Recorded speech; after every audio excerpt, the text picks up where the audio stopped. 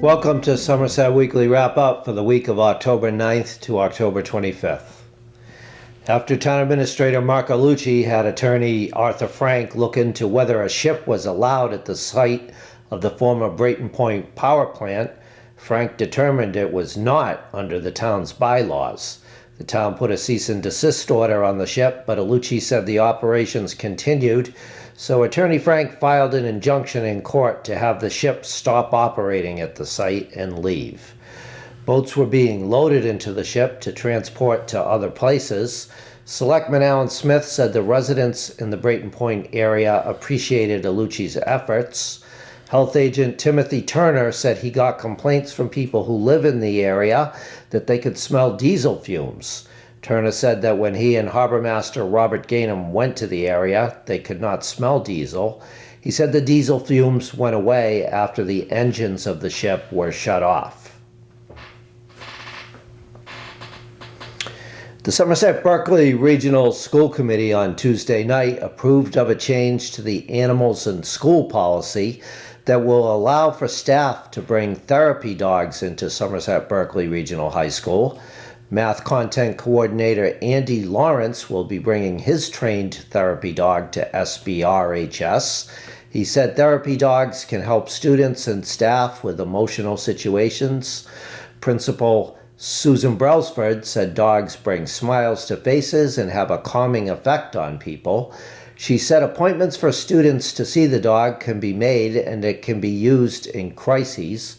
Student Paxton Ford also spoke in favor of the therapy dog at the high school, saying it can help students with their mental health. The Advisory and Finance Committee last Thursday voted to recommend in favor of a tax increment financing agreement for the proposed Prysmian submarine cable manufacturing plant proposal that would be built on the site of the former Brayton Point power plant. The agreement would mean Prysmian would not pay taxes on improvements to 47 acres of property for 2 years, would pay 25% of full taxes on the improvements in the third year, 50% in the fourth year, and 75% in the fifth and sixth years of the agreement before paying full taxes from then on. During the TIF agreement, the company would pay full real estate taxes of over $1 million a year to the town on the land that it would own.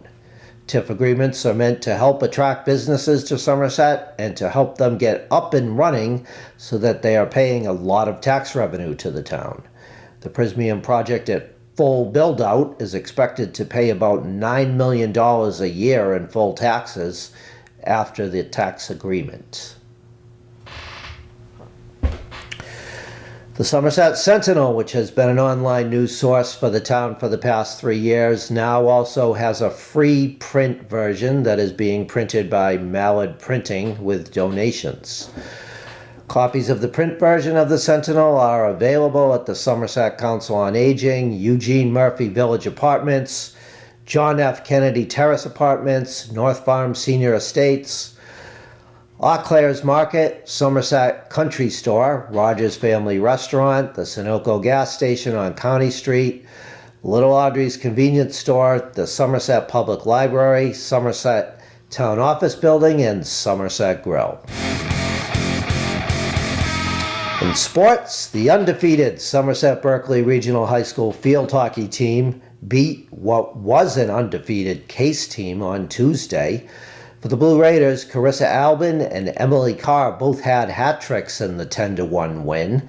Ryan Crook, Julie Pacheco, Mara Kennedy, and Addie Finlaw also scored goals for Somerset Berkeley, which is ranked number 3 in the MIAA's power rankings in Division II.